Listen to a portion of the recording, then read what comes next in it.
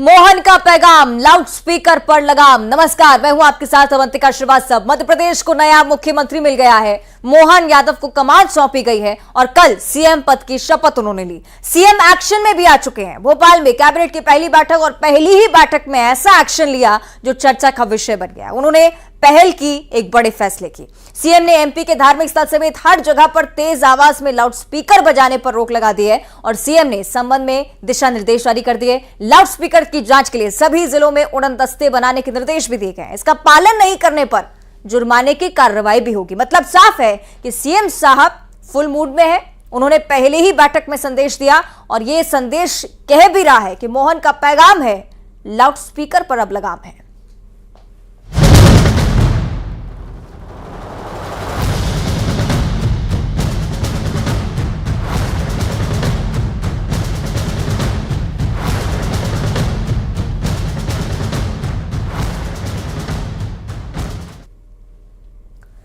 और मुख्यमंत्री मोहन यादव के इस पैगाम का असर यह भी कि अशोकनगर में एक बड़ी कार्रवाई हुई है। मुख्यमंत्री के आदेश का जमीनी स्तर पर अब असर नजर आने लगा है। 4 डीजे संचालकों पर कार्रवाई हुई।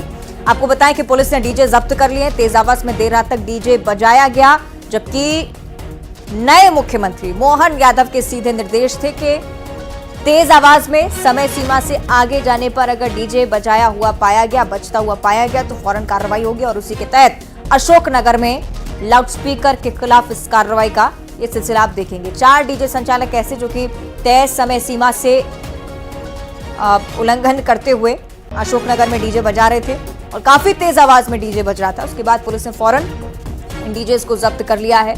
मुख्यमंत्री के आदेश का सीधा सीधा असर। फुल एक्शन मोड में एक तरफ मुख्यमंत्री और दूसरी तरफ अफसरों ने भी देर नहीं की है कार्रवाई करने में। फौरन जमीनी स्तर पर अधिकारियों को अलर्ट किया गया। 4 डीजे संचालकों के खिलाफ कार्रवाई हुई। अशोकनगर का ये सिलसिला आप देख रहे हैं, लेकिन हो सकता है कि मध्य प्रदेश के अलग अलग जिलों से अब निरंतर इस प्रकार की खबरें आए। चूंकि अब अगर फैसला नए मुख्यमंत्री की तरफ से आया है तो पालन कराया जाना अधिकारियों की जिम्मेदारी बनती है। पुलिस ने डीजे जब्त कर लिया है। पुलिस प्रशासन भी अलर्ट मोड पर। तेज आवाज में रात तक अगर डीजे बजाते हुए पाए जाते हैं तो फौरन कार्रवाई होगी। सीधा संदेश मोहन यादव की तरफ से दिया गया था और शुरुआत में इस प्रकार के कड़े तेवर ये बताता भी है कि आने वाले समय में और ज्यादा सख्ती के साथ कुछ और महत्वपूर्ण फैसले मोहन यादव की तरफ से लिए जा सकते हैं। बड़ी बात यह भी कि इन फैसलों का असर जमीनी स्तर पर अब आपको त्वरित देखने को मिलेगा। कल ऐलान और आज ये कार्रवाई। 4 डीजे पकड़े गए, 4 को जब्त कर लिया गया। मालिकों पर केस दर्ज हुआ है। उनसे भी अब पूछताछ की जा रही है कि आखिर कैसे नियम के उल्लंघन की कोशिश उनकी तरफ से की गई। लाउड स्पीकर पर नियम अभी तक क्या कहते हैं ये भी हम आपको बता रहे हैं। निश्चित समय सीमा में आप लाउड स्पीकर बजा सकते हैं। सुबह 6 बजे से रात 10 बजे तक लाउड स्पीकर की अनुमति होती है, लेकिन अगर प्रावधान का उल्लंघन होता है तो 5 साल की कैद भी हो सकती है।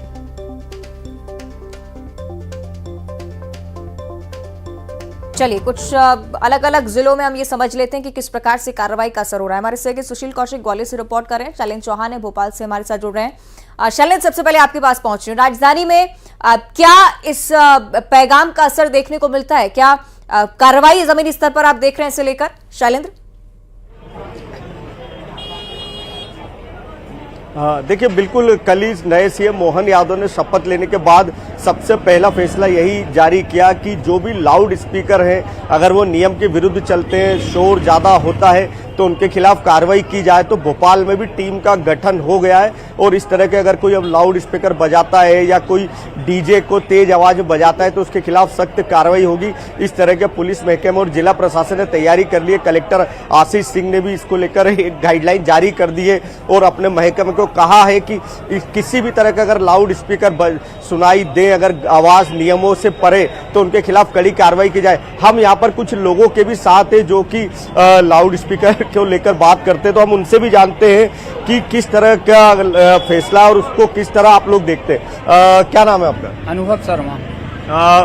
यहाँ पर मध्य प्रदेश में हम नए सीएम आ चुके हैं। कल उन्होंने आदेश जारी किया कि अब कोई भी तेज आवाज में लाउड स्पीकर नहीं बजाएगा, नियम के खिलाफ तो कार्रवाई होगी।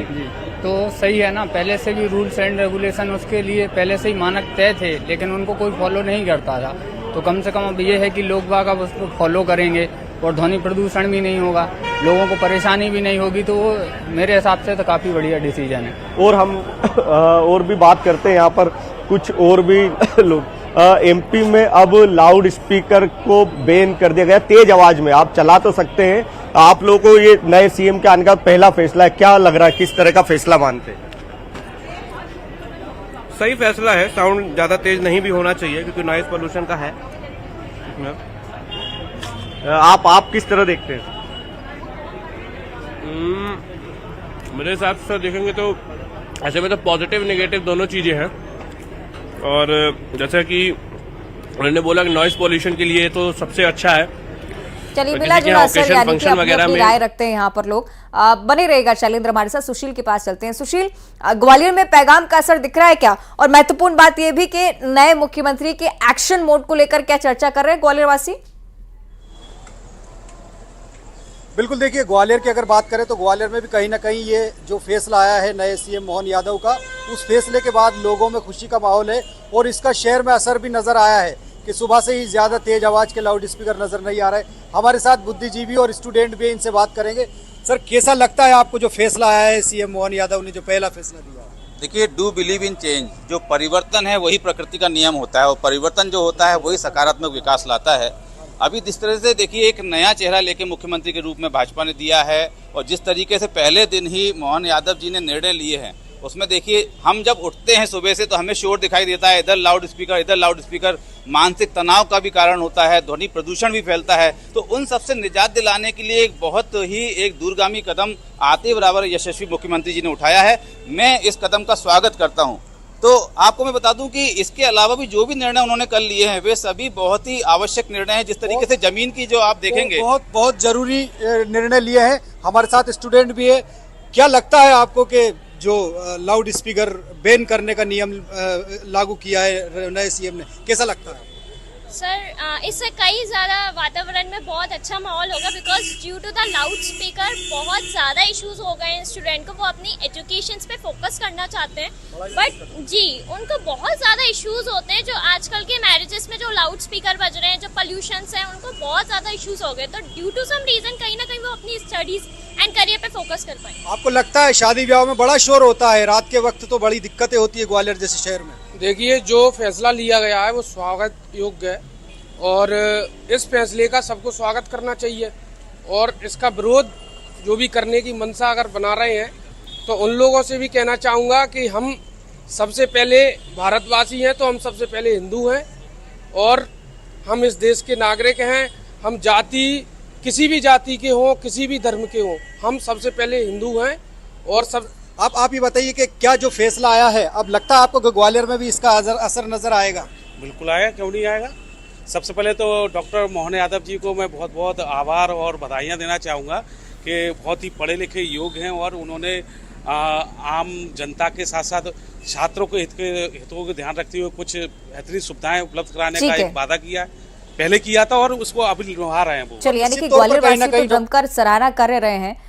सुशील, बहुत शुक्रिया आपका इस बातचीत के लिए। शैलेंद्र, आपका भी बहुत बहुत शुक्रिया राजधानी वासियों की राय हम तक पहुंचाने के लिए। तो आप देख रहे हैं नए मुख्यमंत्री मोहन यादव फौरन ही एक्टिव मोड में आते हैं। एक ऐसा फैसला जो हो सकता था कि डिबेट पैदा करता, लेकिन बहुत सकारात्मक तरीके से जनता इस फैसले को समझती हुई, मानती हुई, और हो सकता है कि आने वाले समय में अगर सख्ती और ज्यादा बढ़ती भी जाती है तो वो व्यापक स्तर पर आपको मध्य प्रदेश में जमीनी स्तर पर, धरातल पर नजर आए। क्योंकि इसी प्रकार के मोड में मोहन यादव फिलहाल तो नजर आते हैं, लेकिन आने वाले समय में देखना होगा कि कैसे आने वाले समय में इसे लेकर कार्रवाई का सिलसिला देखने को मिलता है। अशोकनगर का जिक्र हम कर रहे थे, आपने देखा किस प्रकार यहाँ पर 4 डीजे संचालकों के खिलाफ कार्रवाई हुई है। हो सकता है कि इसका असर व्यापक तौर पर अलग अलग जिलों में आप आने वाले समय में देखें।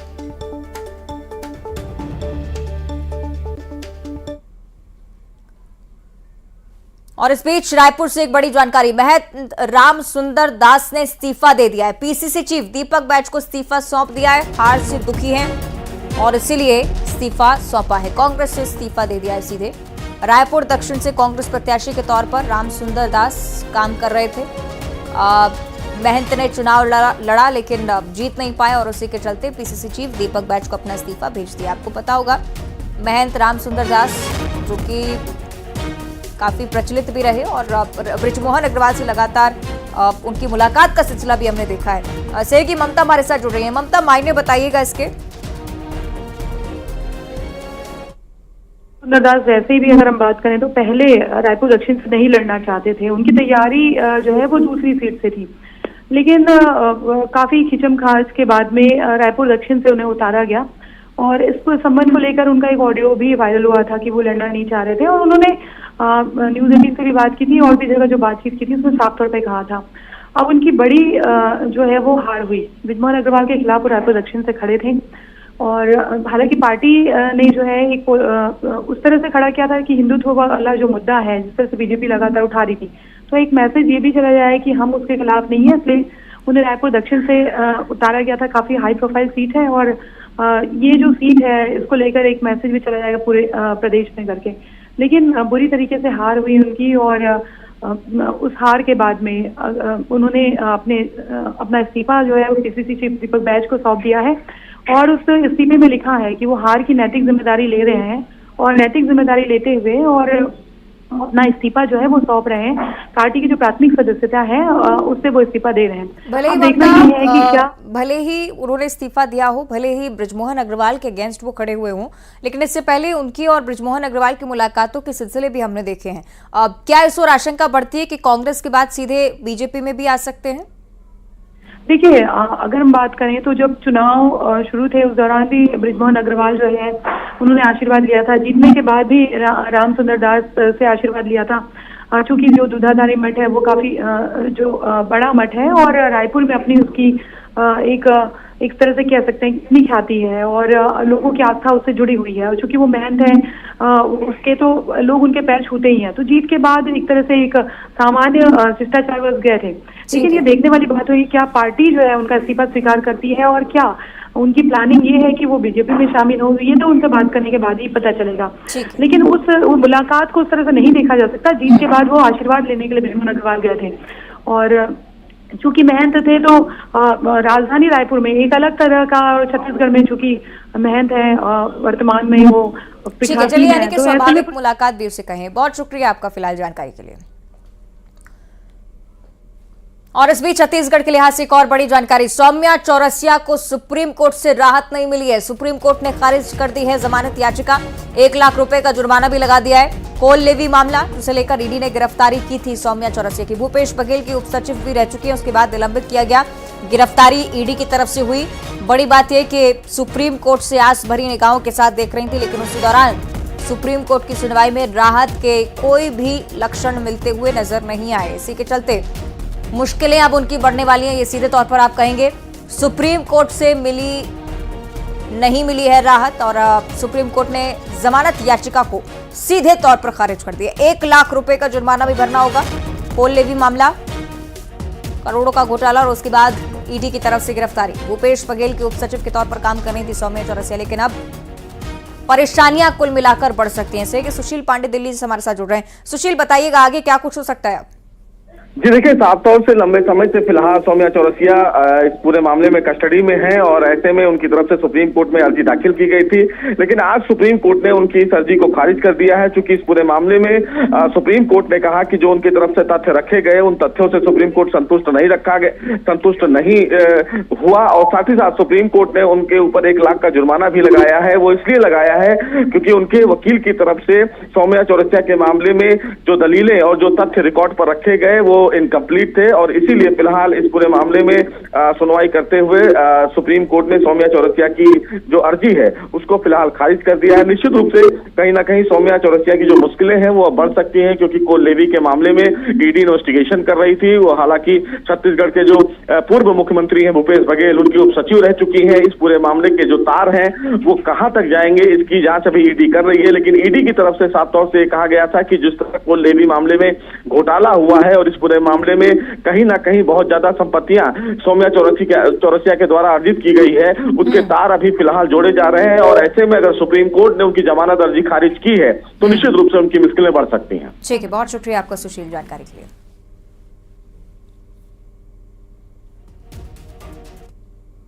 और अब देखिए खबरों का 50-50 एक्शन में। सीएम मोहन यादव दोपहर 12:30 बजे